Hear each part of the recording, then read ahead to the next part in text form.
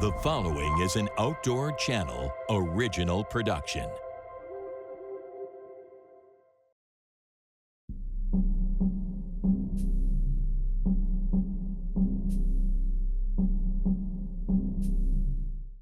This week on Wardens. Do me a favor, okay? Just make sure that you have some more slack because the engine's here, okay? Don't want to take your toes off.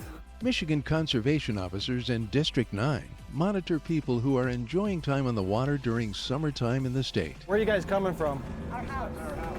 So you live out here and you don't know the rules? And a look at a unique way to get some exercise while outdoors. My body is very happy after I do this. Wild animals and wild places. They're more than a picture. They're inspiration, excitement, and adventure. Patrolling and protecting these natural resources is a first-class band of peace officers. These are the Wardens, dedicated to the preservation of our great outdoors. Michigan's borders touch 4 of the 5 Great Lakes, and the state boasts an abundance of inland water as well. Winters in the state can turn harsh quickly, so when the weather warms, many Michigan residents, as well as visitors, hurry to take advantage of a wide variety of water activities. In the state's District 9, it's the second Saturday in August, and conservation officers Brad Solori and Martin Lawrence are working from a DNR vessel. They are slated to monitor a large boat party called Raft Off. While they are on their way to where the party takes place, CO Solori observes a jet ski that is about to cut him off when he has the right-of-way. Yeah, you were continuing to go in front of me. You got your boater safety card on you? Okay, can you get it out?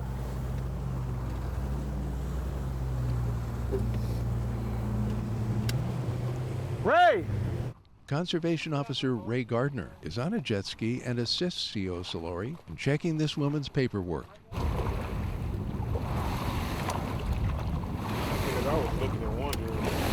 When did you take motor safety?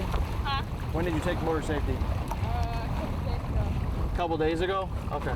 So they went over the rules of the road on when you're operating a boat, Yeah. when you have to give way. Okay. So just This is just like my comfort zone. I got you. Just out here, there's boats coming from every which way. So just make sure you're paying attention because I don't want you to end up getting hit and hurt. Okay. So All right. are you heading over to Muscatine or where are you going? Oh, my people are right there. Okay. All right. Have a good day. Thank you. Yep. You too. Thanks. While they're still on their way to the large gathering of boats, CO Solori notices a boat that's going too fast. That's a huge boat. Sit down.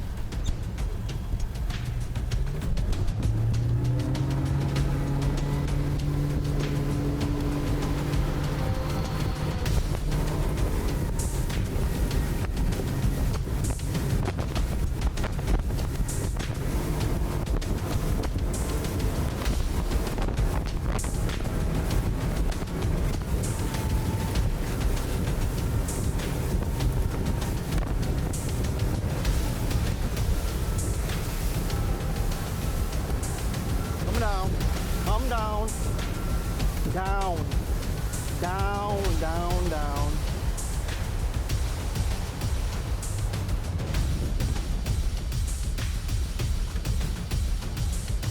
Just go ahead and put it in neutral. Are you guys aware of the wake regulations on the river? I'm sorry, sir. No, we didn't think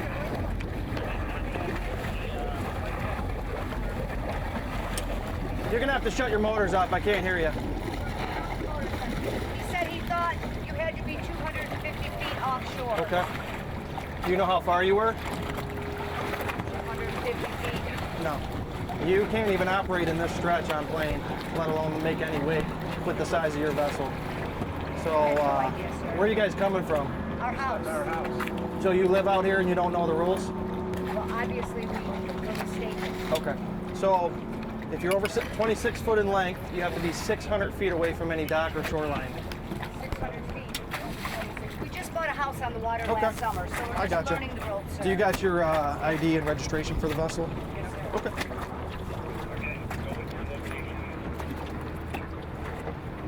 Plus 285 people. Right? Yeah, you shouldn't listen to other people. You should Well, look up the law. I got it Right? from the horse's mouth now, Yeah, so I right. certainly will, Big problem in this area is, you know, people are taking a lot of damage because of the higher waters. So, and then if you can just hold up a couple life jackets, a throwable, and a fire extinguisher for me. All right, we're gonna go ahead and pull off right here. You guys are gonna receive a citation for a wake violation, civil infraction. We'll explain it to you when we get back, okay? Just go ahead and maintain your course in the middle of the river here. You can just stay idle if you'd like, or you could just drift. It's not a problem. So we'll be right back with you guys, okay?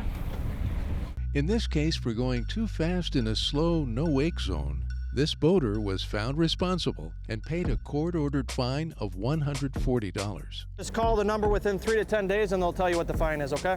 Okay, thank you. So in the river here, it's local watercraft control. Any vessel over 26 feet in length has to be 600 feet away from shore. So this stretch in the river right here, it's not wide enough for any vessel over 26 feet to operate at all above slow no wake speed. So with a boat like that, he's almost 49 foot, almost a 50-foot boat, so he had to come down. He was on full plane going. People tend to stay away from this side, and then they forget about the houses over here on this side.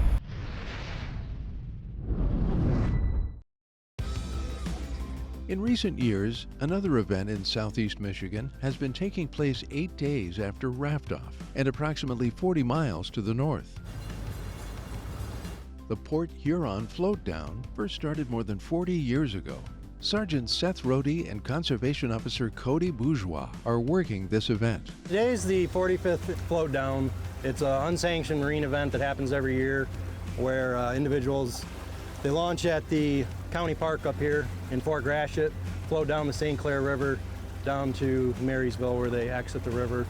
Our mission here today is make sure everyone's safe, assisting anyone that needs help. If everyone's going to be on cheap rafts and blow up inner tubes, so they might be springing leaks, and providing medical assistance if needed.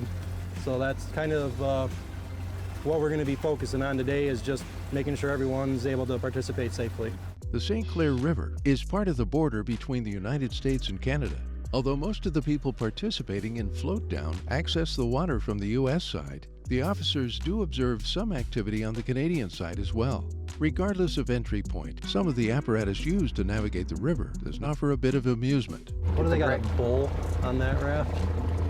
Yep. Nice. Bull riding. Perfect. He's gonna ride the bull down, that's awesome. This guy's got flippers on. Oh, there's a good one coming. Is that like a seahorse? Yeah, those are the ones from Canada. Or a big duck. Big duck coming down. Oh, it's a car.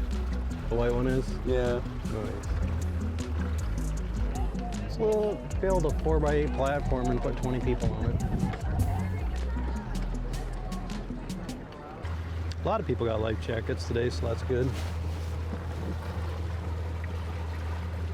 The river is open for all the participants for floating down. All boat traffic has been stopped for the event, and our part of our job will be making sure no boats are entering the exclusion zone during the event, which is slated to run for about 8 hours from noon to 8 p.m. tonight.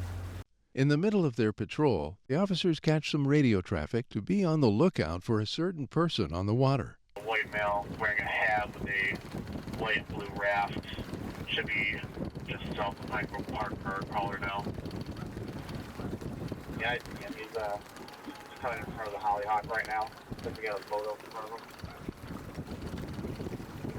Got him in front of the Hollyhock.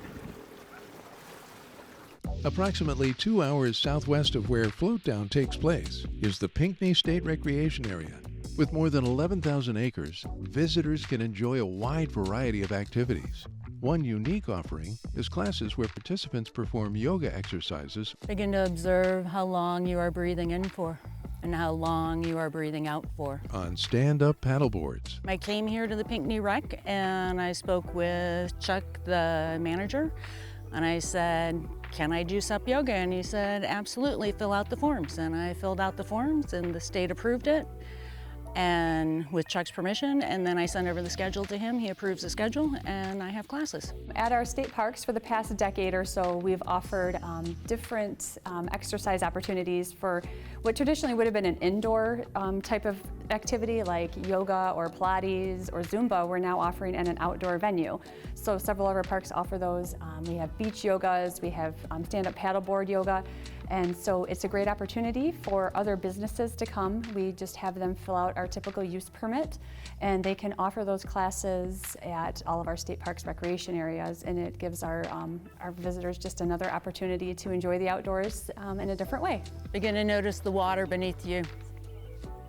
Allow it to carry the concerns, the to-do list, the worries away. Allow yourself to feel connected. You can't get this inside. It's totally different when you are on the board. I also teach paddle fit, which is an exercise class, and it's the same thing. You're out in nature, you're getting the fresh air, you're hearing the sounds, the birds, the frogs, you're feeling the water underneath. So even when you're floating, you can feel connected. I discovered Ruth's classes when I was taking yoga from her when she taught at the Wellness Center, and I really like her style. And then I found out she was doing paddleboard yoga, which I've never tried, but kind of combines two of my favorite things, being on the water and yoga. Tried it the first time, loved it, went out and bought a paddleboard. Not very good at the paddleboard part yet, but I love yoga and like to try something new. And it's a whole different experience practicing yoga outside. When we do the use permit, we have a scoring system that we base that on. So once we fill that scoring out, then the business will pay a certain fee to the state parks, and then they can charge a fee to the guests. I've actually been doing it for years, and my dad found Rue. She was doing a class close by during the pandemic, and that was when I really wanted to do more outdoor workout classes, and so I just found her at that time. I haven't fallen in yet this year, but I have fallen in before. But you know, on a beautiful day, even if it's a little chilly, that's okay. That's kind of a fun thing too. Get out in nature. Maybe you're just gonna float and do some arm exercises. I'm okay with that. I don't judge, I meet you where you're at. Participants in these classes enjoy the benefits of both being physically active as well as spending time in the outdoors and enjoying nature at a Michigan DNR facility. It is so relaxing doing yoga on the water, and it's kind of the same as doing it in the studio. I mean, and normally I do like 3 or 4 classes a week in the studio, but somehow on the water it's a completely different experience. It's a lot more challenging, even though the poses are easier, just because you have to kind of balance the whole time you're doing it, and when you know you're on a stable ground, so it's kind of different. I really like that challenge. I just feel so much better afterwards, both physically and mentally. I have a stressful job, and so just doing something that's for myself, where I'm stretching, I'm relaxing, being outdoors, just everything. Like, my body is very happy after I do this. Electricity's only been around for what, 100, 200 years? How long has people been around? We actually belong in nature, we're part of nature. We forget that. So hopefully I can remind them of that, give them a little sense of peace by bringing them back out here and feeling comfortable. Some people are no longer comfortable in nature.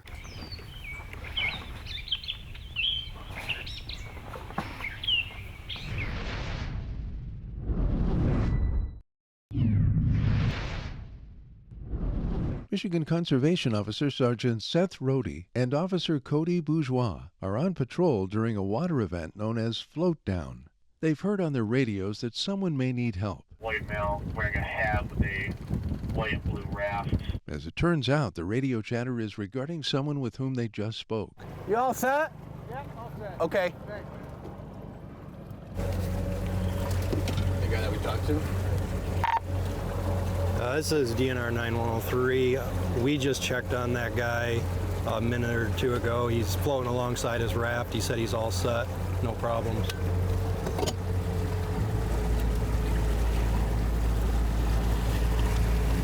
Central copies that. During their time patrolling Float Down on this day, Sergeant Rohde and CO Bourgeois do not observe or encounter any situations that require warnings or citations. It was mild this year from what I've heard. There wasn't many calls for assistance from folks on the rafts and stuff. Couple quick medical calls are handled by other agencies, but it was kind of cloudy, a little cold this year, and the guys that have worked it before said that they figured activity or participation was probably about half of what it normally is, but no major events. Nobody got injured or anything, so it's a good year. Everyone's getting down safe to the launch, so that's what we want.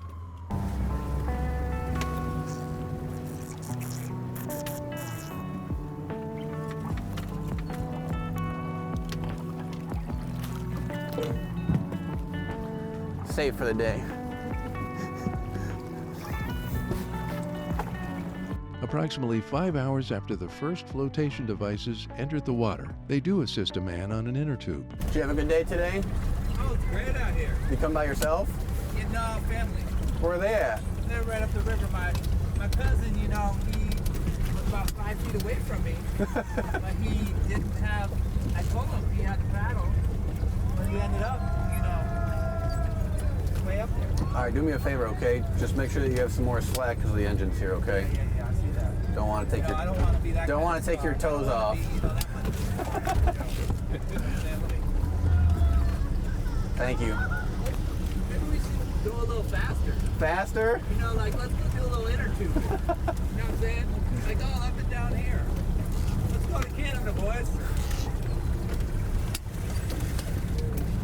My cousin lives like just up here. Oh, that's where you dropped in at? Yeah. Okay. That's on the dock. I mean, shoot, can you take me all the way back up there? Nah. Oh, man. I think we're gonna drop you off here. You can paddle from here. Yeah, it's getting pretty shallow, so I'm gonna take this back from you. All right. Thanks, guys. Half the distance for you. I appreciate it. Conservation officers who are working from personal watercraft also assist tubers in getting to shore when they're closer to the middle of the river than they planned. They get down by the launch and they don't bring a paddle with them. Sometimes it's hard for them to get over to shore, so we'll assist them over to the launch so they don't get swept down the river. In addition to Sergeant Rohde and Officer Bourgeois, another officer working this event is CO Brad Solori. He was patrolling from a different vessel on raft-off, which typically occurs 8 days earlier and around 40 miles south of float-down. After encountering some boaters on their way to the main event, Officers Solori and CO Martin Lawrence arrive at the spot where hundreds of boaters gather most years. Officers Solori and Lawrence hear a call over the radio they'd like to investigate. West of the yellow balloon, the back cove of the Littlemost Cove. Well, we'll follow these coasties. They just called out for about 30 individuals fist fighting, so we're gonna head over there and take a look and see what we can find. Is there a fight? There ain't no reason why. There was a fight. Somebody was hitting my aunt. Okay. Where are they at? And we saw I have no idea where they went. We took off because we didn't want to. They left. We told them to leave. Someone was hitting your aunt? Someone was hitting my aunt. Yes, Okay. All right. Well, his aunt. But Okay. that's like my brother, so. Okay. We all kind of just left because we didn't want to be any part of it. Were you guys involved at all? No? Yes. No, Yeah. I was. I was. Okay. All right. We're just gonna sit tight so we can figure out what's going on. All right? Yeah. Did you hit anybody? Yes. Did you get hit? Okay. Where'd you get hit at? Yeah, we were right next to him. In the back. In the back? Okay. Michigan Conservation Officers Brad Solori and Martin Lawrence are looking into a report of a large group of people fighting during a summer boat party. Guys, I'm not involved in this. I had her on my shoulder. I was like, I'm not fighting nobody. What was the start of it? We weren't even there for it. We were walking around the car. You just saw someone was messing with your family? His uncle said someone hit his aunt. And I was walking through it, I was like not even by him. All right. But I didn't touch nobody. I got you, man. Yeah. So all I remember, and the only thing I seen was one dude leaking out of his face, and I'm like, I don't want no part of this. Here's what I'm gonna have you do. You been drinking? I had a couple drinks, yeah. Okay. You're good to drive? Yeah. Okay. 100%. Just back out here, right in between all these boats. Just get into a clearing, okay? What are we doing? You gotta get out. You're gonna drift into boats, so we gotta get you out of here. So go ahead, start your boat. We're gonna push off. Look at me. Back right out here in the open of water, okay? Thank you guys Yep. so much for your help. After talking with some people who saw the fight and were involved in it, the officers learned that no one is pursuing legal action. All right, guys. So whoever was involved, you guys, who was hit? You said he was hit? None of us on my boat. Okay. So nobody's pressing charges. You guys can go. Okay. Drive safe, all right? Earlier in the day, Officer Solori issued another boater a citation for a slow no-wake violation. Where are you guys coming from? Our house. So you live out here and you don't know the rules? As he's steering his DNR boat toward shore, CO Solori encounters the same vessel again. Again? So who has the right of way in that situation? I do. Because you're bigger doesn't mean you have the right of way, right? So you should have yielded to me. I shouldn't have to slow my course, right? I think we need to take a boating class. You're right, you do. So maybe you should get on that, right? Or maybe look up the laws. It's not who has the bigger boat gets the rule on this lake. Okay. All right, get home safe, all right? Thank you, sir.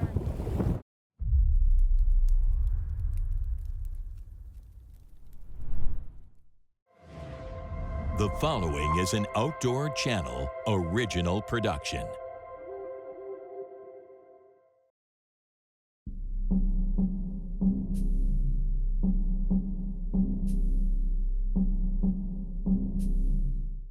This week on Wardens, a Michigan conservation officer in District 8 checks on deer hunters on the opening day of the archery deer season. You don't have any licenses? All right. A D1 officer is on patrol during the first weekend of the firearm deer season, and a look at conservation organizations and volunteers working together to improve habitat for wildlife in a national forest. Wild animals and wild places, they're more than a picture. They're inspiration, excitement, and adventure. Patrolling and protecting these natural resources is a first-class band of peace officers. These are the Wardens, dedicated to the preservation of our great outdoors. Michigan's deer seasons draw the most hunters to the woods. The state offers a wide variety of white-tailed deer hunting options from mid-September, when some special seasons take place for youth and disabled hunters, through New Year's Day, when deer hunting season in Michigan typically concludes. Along with the variety of weapon options for hunting deer and the variety of weather that can occur during these seasons, Michigan's conservation officers can also encounter a lot of people who are enjoying the outdoors. In the state's District 1, CO Jenny Hansen is on the lookout for deer hunters during the first weekend of the state's firearm deer season. Today we are patrolling in the Porcupine Mountains, which is a state park in Michigan, on the far west end of the UP. So we're just going to look for some hunters today, maybe see some successful hunters, and spend a beautiful fall day in the park.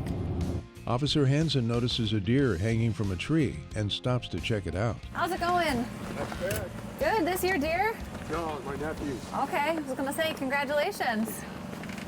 Is it yours? No. Oh. Is nephew here? No, he's out hunting. He's out hunting? Okay. Why aren't you guys hunting? I'm cooking. Yeah? It's time for lunch? What are you making? Elmont, I call it. Hamburger and mashed potatoes and corn. And nice. Got 2 extra plates for us? Rib stick. Right? Yeah. Awesome. Beautiful deer. So where's your deer? Out in the woods. Still running around. Right, they're still saving them for next year. All right. Yeah. Awesome. When did you get it? Opening day. Okay. Here in the park? Yep. Okay, cool. Will you guys have licenses? Mind if I just check them while I'm here? I do. Thank you. So you guys gonna get out and hunt today? Try and squeeze one more hunt in? I did this morning. No? Like I said, I have to cook now, so. Oh, okay. My hunt is over now. And you're heading home tomorrow? In the morning, yeah. And where's home for you guys? Hawass. Okay. Down there, West Range. Okay, sure. He's from Port Huron. Okay. Yeah. They got a hike. Yeah. Do you guys hunt at home then? You got land down there? I have State land. Oh, okay. I have 40 acres in Gulliver. Okay. Yeah, muzzleload that. Okay. Awesome. There you are. Thank you. Cool, guys. Well, safe travels back tomorrow. Yeah, thank you. Michigan's archery deer season starts approximately 6 weeks before the Firearm opener. More than 500 miles by automobile to the south from where C.O. Hansen is patrolling, Officer Chris Reynolds is working on the opening day of the archery season in the state's District 8. It's October 1st, opener archery season. Just getting fired up this morning. Gonna go out, check some areas where had some suspected poaching activity in the past. Listen for some gunshots, possibly catch somebody shooting a deer with a firearm this morning. This time of year, it's kind of tough to pick out hunters, obviously, because hunter's orange is not required. So we'll just kind of drive around, check some areas, and see what happens. C.O. Reynolds sees some parked vehicles that he believes probably belong to hunters. When possible, he's not going to rush to their exact hunting location to disturb their time in the woods without a good reason to do so. It's basically just grabbing this plate real quick. I'm going to run the vehicle, find out the registered owner. Then I'm going to cross-reference that to our sales system and make sure this guy's got a license. This should be a 2017 Ford F-150 pickup truck. Clear, thank you. So I've got the return on this truck, just running the individual in our sales system, and he bought his combo license the other day, so he's good to go. So we'll just keep on moving. It's Indiana plate. I can't get higher. I can't get over the beans enough to get the plate.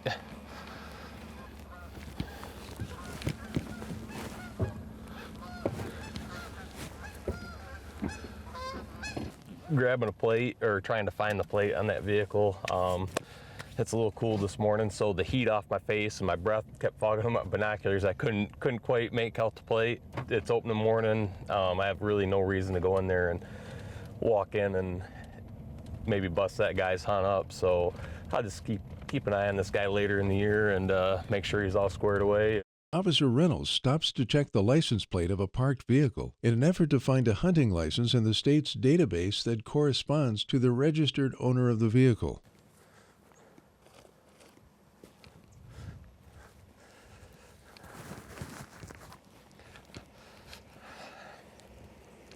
It looks like a guy's car. It comes back to a female that hasn't had any purchases in a couple of years, but there's men's clothing in there. It looks like the guy's jeans, whatever, changed out to hunt this morning. So it could be a relative or somebody that borrowed the car that could possibly have a license. I'll run some more people through our system, see what I can come up with.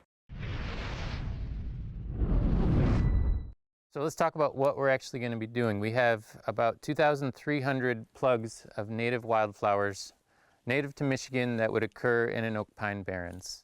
Michigan's Department of Natural Resources strives to improve habitat for wildlife in the state whenever possible.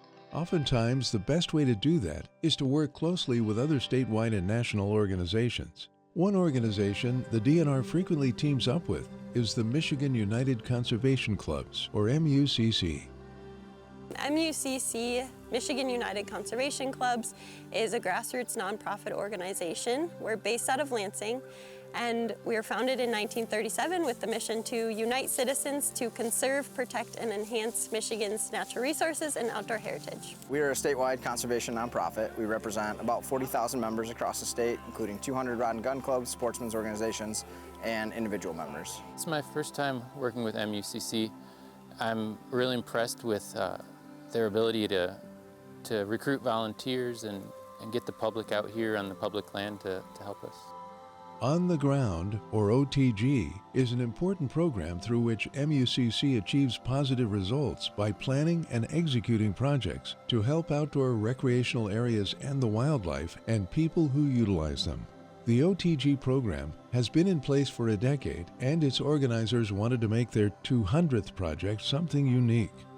Sometimes these these tracks like this oak pine barren system have gone so long without disturbance through timber harvest or periodic fire that they sometimes need a little bit of help putting back some of that diversity. So they're coming back in and planting native wildflowers to help assist with that. You're probably familiar with forest, a habitat with lots of trees. You're probably familiar with prairie, a habitat with few or no trees. And in the middle is something called a savanna, a semi-forested habitat. And there are a whole bunch of different kinds of savannas. There's pine barrens, oak savannas, oak pine barrens. This site here is an oak pine barrens. Historically, you know, fires used to go through these and kind of maintain barrens and savanna type habitat, prairies. Because we do such a good job of suppressing wildland fires, you know, we don't get that component. So you have to either manipulate them through forest management, through opening creations, mastication, or prescribed fires. The 200th On the Ground project is taking place in the Huron-Manistee National Forest. For me, this project is going to be pretty memorable, I think, because it is the 200th project and we're actually on the National Forest. So usually a lot of our work is done on state land. So it's kind of cool to dip our toes into the National Forest land. So we've got a wide variety of native wildflowers. There are a few different species of goldenrod. There's wild blue lupin, sand coreopsis. There are some asters, several different species of milkweed. We really tried to select plants that would flower throughout the year, so some that bloom in the spring, some that bloom in the summer, some that bloom in the late fall. The benefits of planting these wildflowers are far-reaching and impact a wide diversity of wildlife species. From the National Wild Turkey Federation, you know, this makes really good brood habitat for young poults. About 90% of a hen's diet going into the breeding season is comprised of insects, and it's critically important for young poults, especially within the first 2 weeks. They're trying to rapidly grow and develop and promote that feather growth. So having a variety of wildflowers that are going to attract insects is critically important for turkeys, but it's also beneficial for a ton of other wildlife species as well. Most people involved in this project don't think it would be nearly as successful without outstanding cooperation among the many different organizations that are partnering together. Partnerships are what make the magic happen. So working with other organizations, today we're out here with Turkey Federation, the Forest Service, and DNR Wildlife Division. Without kind of collaboration, the funding isn't there and the manpower isn't there. So working together helps get the projects done. If you think about like how long it would take to plant 2,500 plugs with 1 or 2 people, you know, from an agency, and you think, you know, you get volunteers and you can do a whole bunch of work in a short period of time. So I think it's super important that we have programs like MUCC and, you know, volunteers get out and want to do some, you know, on-the-ground management. For MUCC and their partners, a key component to being productive when there is a lot of labor to do is having volunteers that are willing to work alongside professional biologists. Everyone involved is glad to help improve this part of the National Forest. I like spending time on things I care about, and I care about wildlife habitat, I care about hunting, I care about native species, so this is kind of all of that wrapped into one. Good way to spend a Saturday. I think it's a real good chance for the public talk to the professionals and some of the leadership and have a one-on-one interaction with them, not just what you might have read somewhere. It's easy to sit back in an armchair and be a Sunday afternoon coach or a quarterback, but getting out here and actually making a difference, that gives you some worth, that gives you some being, makes you feel like you're doing what you're supposed to be doing. Once you get out here, you're happy you are. Sometimes setting time aside to do it is hard to do, but once you get out here, you really feel good about it at the end of the day. It's important and it's fun to do. I've got my boys with me here, Braden and Easton. They're my executive assistants here helping us out today. They were really excited about the opportunity to come because they could wear their gloves, they got to play with shovels and plant some flowers, and then when Mr. Sean with MUCC told them about pizza, I think it was pretty much a slam dunk for them. So they're excited, having fun.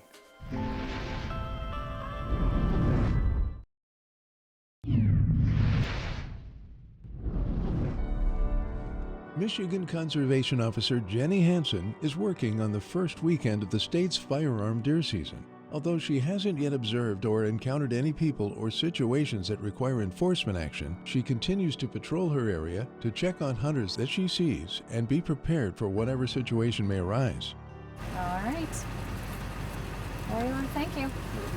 And I'm assuming when you are out hunting, you do have orange with you? Oh, yeah. Okay, I see your orange hat in there. Yeah, so. I've got an orange jacket. It's just like this, it's reversible. It's heavy, it's the heavier part. Okay, good.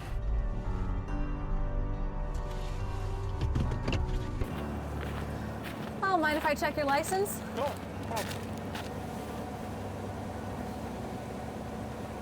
right, thank you. So I see you got one buckle ready. Yep. Okay. Did that second day Nice. Where's that at? at John's camp. Okay. Hanging up in there. How's the hunting been there? I mean, have other people been successful? That was the first year in pole. Okay. Very cool. Well, I'll let you get back to your walk.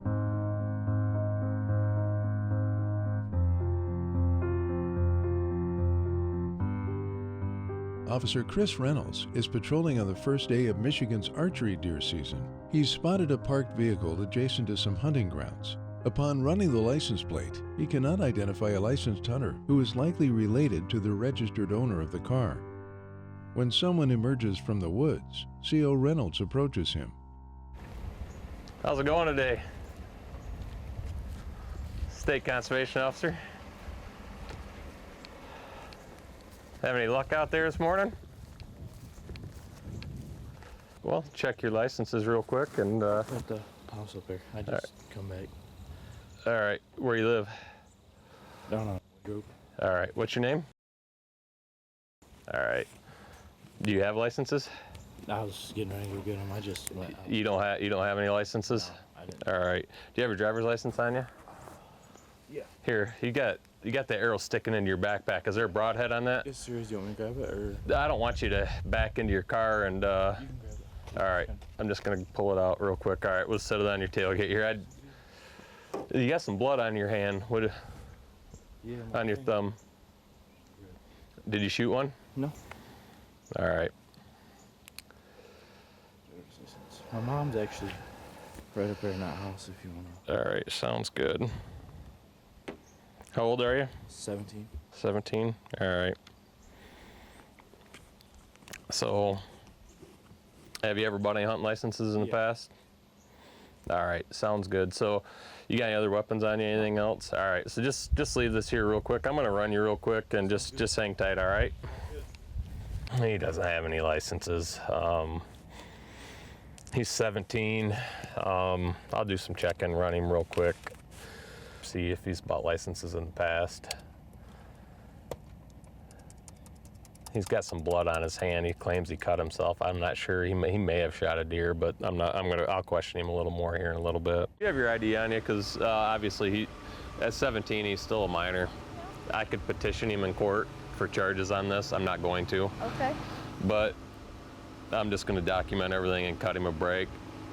I tell you what, if you were a year older, you'd be getting a ticket and it'd be a misdemeanor and be a big fine. So did you shoot a deer or not? Be honest with me. You got blood on your hand? I think so. I'm not. All right. I've done this job a long time, and I'm a hunter as well.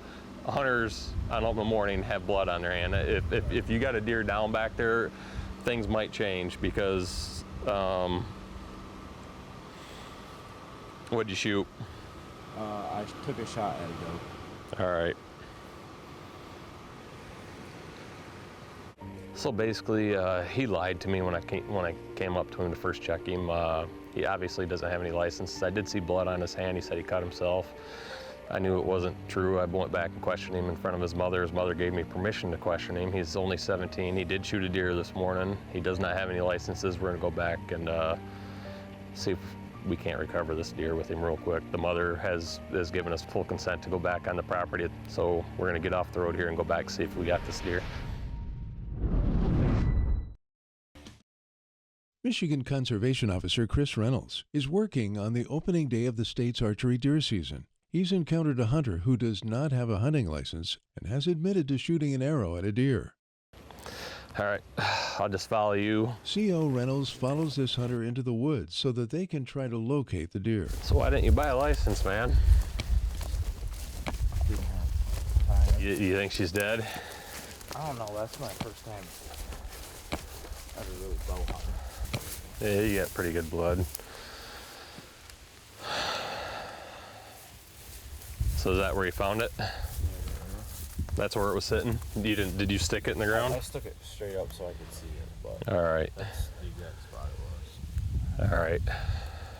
So, which way did she run? That way, straight up. All right, that arrow looks pretty good to me. Upon first finding blood, Officer Reynolds believes that this deer is probably dead. Yeah, you got good blood. Yeah, you got good blood. Have you ever tracked a deer before? Yeah, I've helped my dad track deer. All right, so I'll let you take the lead. I can see blood. There's blood up there. I'm thinking she's dead. We'll probably find her here in a little bit. So a lot of times, what you'll see when a deer is mortally hit, they will start zigzagging. They're looking for a spot to hide. So I'm sure that's what she's doing right now.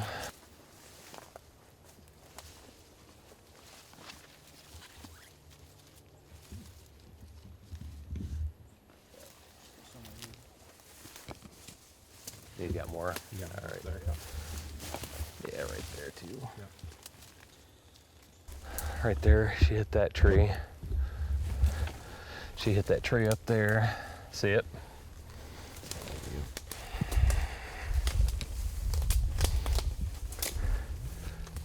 There's blood all through here. Keep on that path.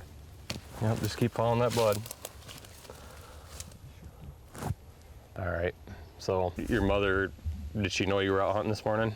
I think so, yeah. All right, so at this point, I'm gonna give your mother a citation for allowing you to hunt without a license. I've got to seize the deer because you did not legally take that deer. You don't have a tag for it.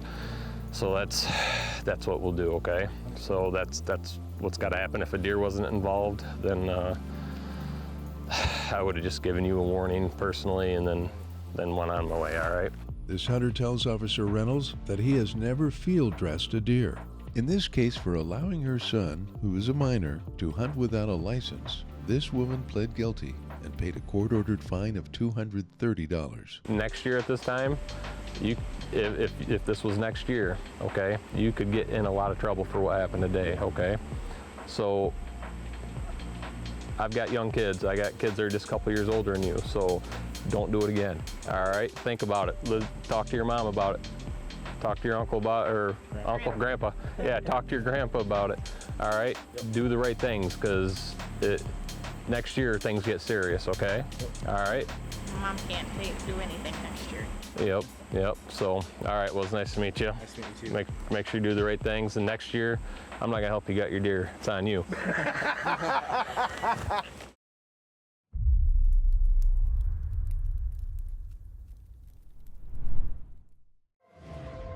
The following is an Outdoor Channel original production.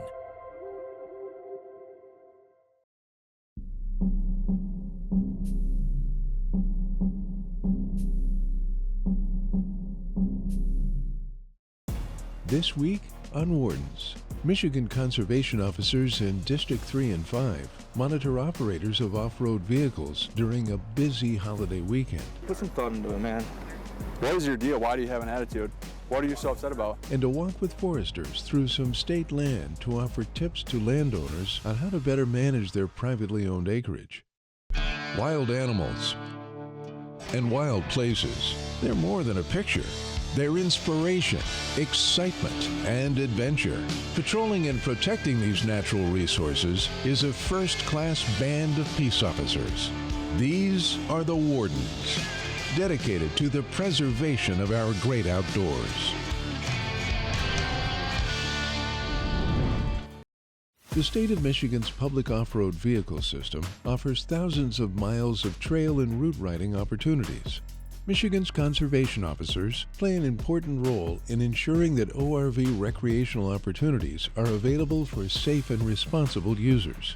They accomplish this through aggressive enforcement and a continued willingness to respond to public concerns. They are an important bridge between ORV users and the non-riding public. Although operators may utilize ORVs throughout the year, the spring and summer months are typically the most popular. In the state's District 5, Conservation Officer Josh Russell is on the lookout for ORV users during a busy Memorial Day weekend. CO Russell is checking an area where ORV use is prohibited. Shortly after getting to this spot, he sees an off-road vehicle. Woo, that's loud. How's it going? So, you guys went by a big placard back there saying no ORVs. You guys see that? Yeah, right, the right-hand side. You got ORV stickers on this? Yeah, I do. Okay. Yeah. I didn't see it. Yeah. My sister-in-law, they walked down here. Okay. We're just coming here to tell them turn around, come back. Okay, gotcha. Okay. You got your ID on you? Couldn't drive down here. Yeah, there's about halfway down. There's a big sign on the other side of my truck back there, and it has a bunch of white placards and a red placard that says no ORVs. Really, I didn't know. Yeah. Oh, I'm sorry about that. No, that's fine. This area is kind of it's a Gladwin field trial area, so we keep all ORVs and everything out of here. Right. Yeah. So, but. Oh yeah, I wasn't trying to tear it up or nothing like that. No, I get that. No, and you even had the less aggressive tires on here. I get it. So it's not plated though, right? No. Okay. While he's talking to one operator of an ORV, he sees a similar vehicle coming towards him. Hey!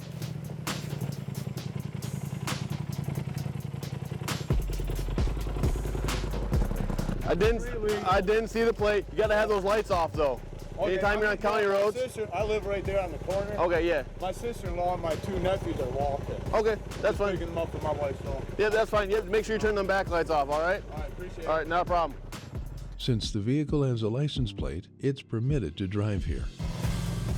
Like you said, this area is completely off limits to ORVs unless it's plated like that one over there, all right? Yeah, okay. So that's the big difference because it's technically a motor vehicle at that point. In this case, for operating an ORV in a prohibited area, this man was found responsible and paid a court-ordered fine of $200. The first half mile's okay, but then you see a big Gladwin field trial sign with a bunch of, yeah, because there's state land up front and then there's field trial back here. So you'll see a big sign like that, and then there'll be a red placard next to it and a bunch of little signs that say no ORVs. It's plastered all over it, okay? So just do me a favor, spin around out of here, and it's like I said, unless you get it plated, you just gotta stay. Okay. Approximately 100 miles to the north and east of where Officer Russell is patrolling, CO Dan Listenfelds is also working during the Memorial Day weekend in the state's District 3. He spotted a couple of anglers Where we going? And gets out of his truck to make sure they're on the up and up. Catching lots of fish? Oh yeah, all right. All right. Nice. Cool, you guys been out for a while? Huh? You guys been out for a while? No, we just got here like 5 minutes ago. Oh, wow, okay. That's the only fish you guys landed then so far? Yep. All right. You want to see a fishing license? Yep, if you don't mind. And if you want to go ahead and get him off first, whatever you want, I can come back and talk to you. Just got it right there. Be the orange one there, yep. All right, cool. Appreciate it. Yep. Early in his shift, CO Listenfelds notices a man on a four-wheeler who is not operating his machine in a legal manner. 60 cents for your smart hunt location. Go ahead and go back to your quad for a second. Go back here.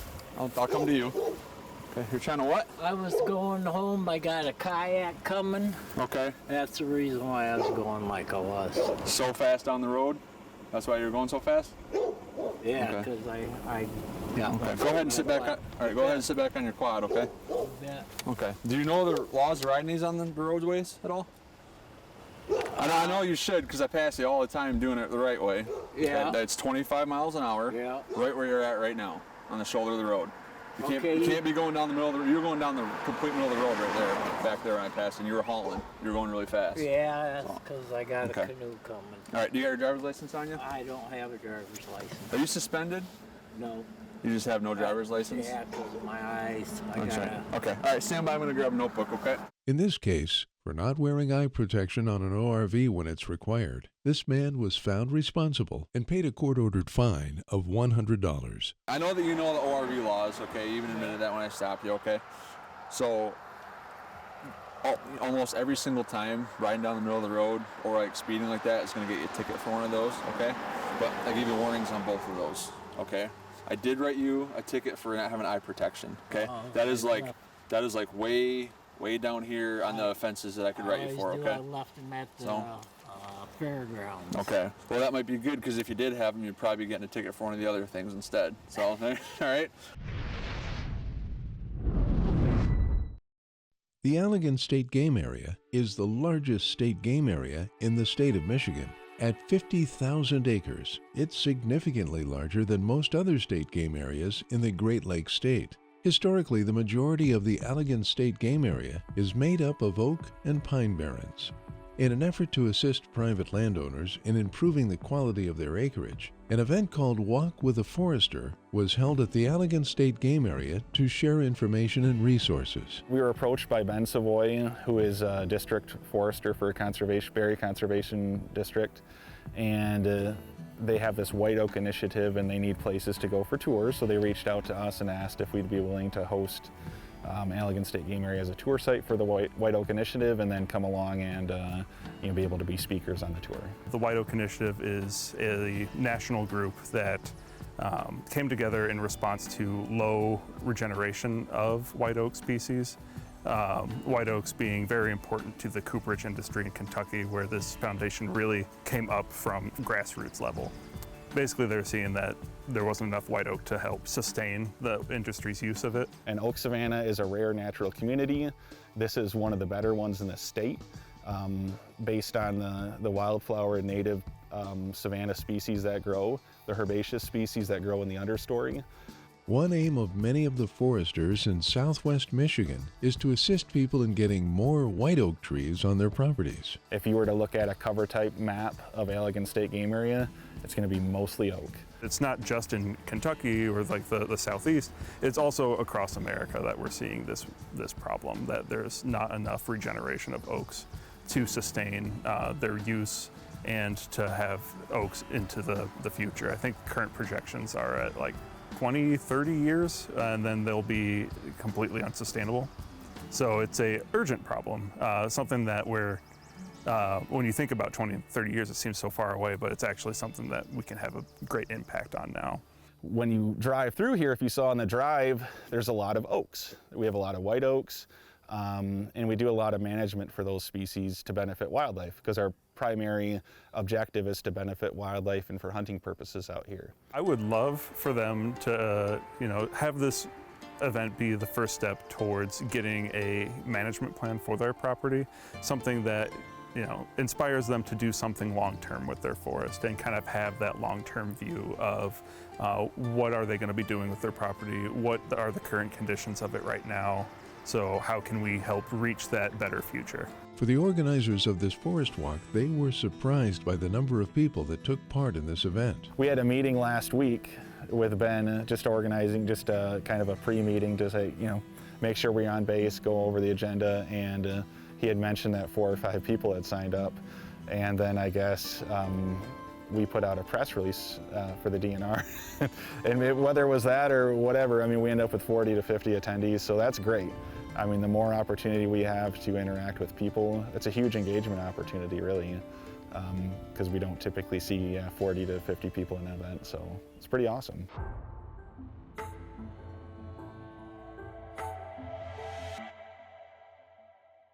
Michigan Conservation Officer Josh Russell has been spending much of his day checking on operators of off-road vehicles during the Memorial Day holiday weekend. While he's traveling in his patrol truck, he gets passed by another vehicle. He initiates a traffic stop to talk to the driver. Central 530 traffic stop, 10 and exit 98.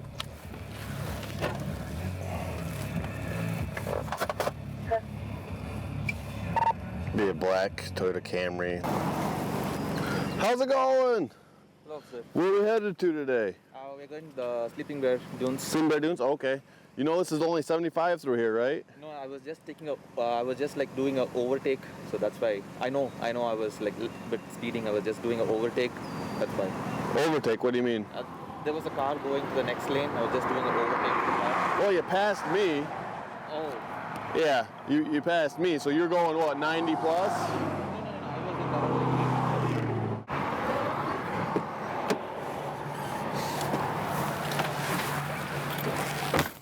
Clear, thank you. We're on our way to check out a fallen complaint off US 10. and we're traveling down US 10, and subject passed us doing well over 90 mile an hour.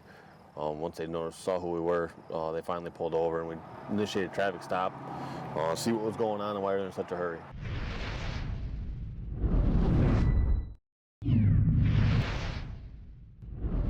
Michigan Conservation Officer Dan Listenfeldt is working during the Memorial Day weekend. He's primarily focused on monitoring off-road vehicle operators. While driving his patrol truck along some utility lines, CO Listenfeldt encounters an off-road vehicle. How you guys doing? We're out RVing. All right, well, you can't be here. Yeah, we just noticed that. Is that new? No, all this is you. So you can never operate on power lines ever. Okay. That's like a blanket law in Michigan. But I mean, these ones are even marked closed. You guys drove past probably like well, I 10 haven't signs. really noticed that. I just noticed that one. Okay, yeah, I mean, all these red markers all the way down. You guys come in up on the other side of 33. Yeah. Yeah, it's all marked throughout there. Okay. No RV. So. And how old are you? I'm 19. 19. Okay. Okay. Right, you guys got your IDs on you at all, or? Bring them out? You bring yours, sir? I got mine, yeah. Okay. Are you kind of doing the directions here today? Yeah. Okay. So these guys came down the power line here behind us. It's a closed ORV area. It's signed very well. Pretty much just about every 50 yards throughout this whole entire thing, there's a sign that says no ORVs. There's really no excuse for that. Obviously, they're not supposed to be in here, so they're going to get a ticket. The driver of the ORV seems like he is just kind of following the directions of the passenger, so we'll just go from there, but they're going to get a ticket for something here, so we'll figure that out in a minute. All right, this is what I did, okay? Obviously, I can tell that you're kind of in charge of this, where you guys are going and stuff, okay? So this is what I did. Cut you guys a really big break, okay? It's obviously marked no RVs throughout this whole. Well, let me say something. We came from the gas station. Is that also? By the elbow? Yeah. Yeah, so the state law in Michigan, it's a blanket law. It's in the ORV handbook and everything. You can never operate on a public utility right-of-way, power line, anything like that. That's no matter what. It doesn't even have to be marked closed, okay? This is a specific one. It's even marked closed. So it's an ORV closed area on top of that, okay? So technically, it's ORV trespass, okay? That's usually the ticket we write. Yeah. I can tell that you guys are obviously kind of a little lost, probably trying to get where you're going, okay? But obviously you went past like a million no RV signs, so you know you can't be here, at least, okay? Okay. All right, so this is what I did, okay? It's civil infraction for operating where prohibited. It means you're basically just riding your ORV somewhere you're not supposed to be, giving you a warning on the trespass. You don't have to pay for restitution for riding on here, damaging the roadway and stuff like that, okay? It is a big break. It's a civil infraction instead of a misdemeanor, and it's not trespass, nothing like that, okay? Okay. Does that sound fair to you? Okay? Yeah, okay. I appreciate it. Okay. In this case, for operating an ORV where it was prohibited to do so, this man was found responsible and paid a court-ordered fine of $100. From here, where are you guys going? We're going back to the campground. Clear Lake? Yeah. Okay. So what you're gonna have to do is you have to go back down Millersburg Road here to the, so you know, the ORV trail. Yes. Okay. So that's what the ORV trail's there for. Okay. And then just head back that way. All right. Okay. All right. You guys are all set. Okay. Yep. Be safe. Have a good holiday. Yep. Be safe. Thank you. You too. Later in the day, Officer Listenfeldt comes across two ORV operators. One of the men was driving his four-wheeler and not wearing a helmet. How's it going? How you doing? Good. Gotta have a helmet. Oh. Gotta have and where are you guys riding? Because this is all closed. Due to what? They didn't say nothing about being closed coming in here. Well, you can ride to right here, but the power line, everything, once you get to right there, it's all closed. Okay. Well, turn around. I was just asking. I was just asking where you were planning on riding. That's all. So. Just follow my son. Okay. We're just taking it nice and easy. How much have you had to drink today? About that much. Okay, just asking. Your eyes are really red, so. It's a long drive up here. Where you ride from? Port Huron. Okay. Yeah. Just get up here today? Yeah. Okay. I'm waiting for my wife and my brother-in-law. I got you. Okay. Yeah. All right. You got your ORV permits and stuff on this? Yeah. Yes, sir. Okay. All right. Thanks. All right. You got. That's pretty cool, though, man. What's that? I believe you need a warrant for that. For what? Be like checking him. No. Nope. Not whatsoever. You got your ID on you? Don't start. on me. Don't start that. Okay. All right. Stand by a second.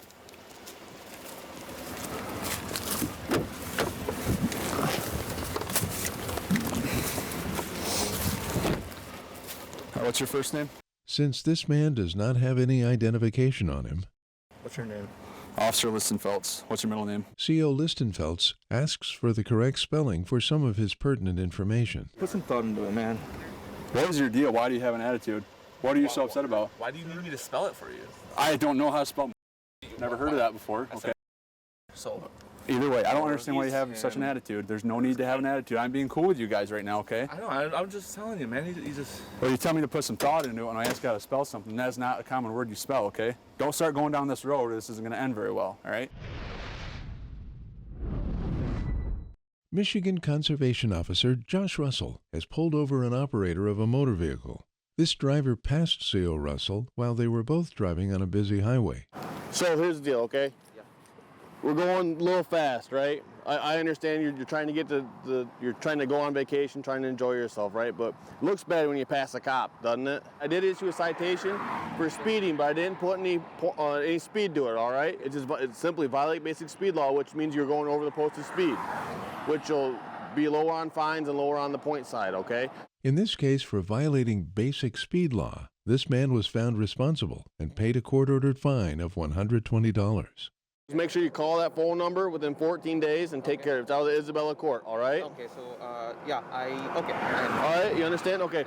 And there should be a bathroom if you need. There's a gas station right in the corner, or to the north, or there's one right in the corner. Friends going just ahead of us, they are in exit 93. 93? Okay. Yeah, okay. Okay, perfect, awesome. Thank you. Yep. I really appreciate it. Thank you. Not a problem. Safe travels and enjoy the Sleeping Bear Dunes today, okay? Thank you. Yep. Michigan Conservation Officer Dan Listenfelds is talking to the drivers of two off-road vehicles. They both were about to drive onto a trail that is closed to ORV use, and one of them is not wearing a helmet when he should be, based on the type of ORV he's using. Do you have a helmet in the side-by-side by any chance? Not. Okay, do you have any way to get one here? Yeah, it's at the cabin. Okay, there's anybody there that can bring one Not here? yet. Okay, because you cannot ride from here without it. Okay? Fine. All right. So what I'm getting at is you're probably going to want to lose the attitude, okay? Because it's not going to make me very happy. I have every right to tow this from here because you're not going to be able to ride it from here. I can't just leave it here. Do you understand what I'm saying? Yep. Okay. So think on that, okay? See if you can get. I'm not going to put any thought into it. What's that? I'm not going to put any thought into it. But No, you don't have to. That's fine. All right. Hey. I don't want any attitude from you. All right. sir, whatever. Here. Okay. Here's this back. Listen, I apologize for him. He's got a mental health problem, and I have problems. You got to keep him contained. Okay. All right. Well, you kind of went off on me too at the start, so I don't. Well, you asked me how much I had to. Well, you're used to see your eyes right now. Every person I mean, you. I'm sorry. They're red and glossy, and they're twitchy. So I haven't drank in about 3 months. Okay. So. Well, there's a reason I asked. I don't just ask everybody. Yeah, that's why I asked you. Yeah, okay. I don't drink that much. Okay. And the thing is, he's like that schizo and stuff like that. Okay. Like I said, I'm just following him because he was here last year and he wanted to see the trail and and I got pictures to prove it. No, that's fine. Well, just so you guys, we won't. Just so you're both aware, you can't, in the state of Michigan, you can't ever operate on a power line. Yeah. Ever. Okay. There is one section of just dirt bike trail that is about 100 yards long that comes in, and that's it. And that's the only in the whole entire county. And this is actually posted closed too. This is all posted closed, so I know you can ride to right here technically, but that's it. So that's why I asked you where you're going, because obviously you can't go past this point. Okay. Right. Yeah. Okay. So we're good on that then, all right? Obviously, I mean, you're following him. He's out here making his own decisions. He's an adult, so. I know he is an adult. Yep. All right. So, do you have any questions for me? No. All right. I'm gonna go talk to him now. Okay. I can't let him drive here without a helmet.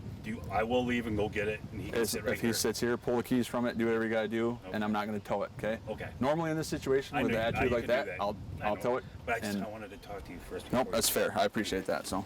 In this case, for not wearing a helmet or eye protection when both are required, this man paid a court-ordered fine of $200.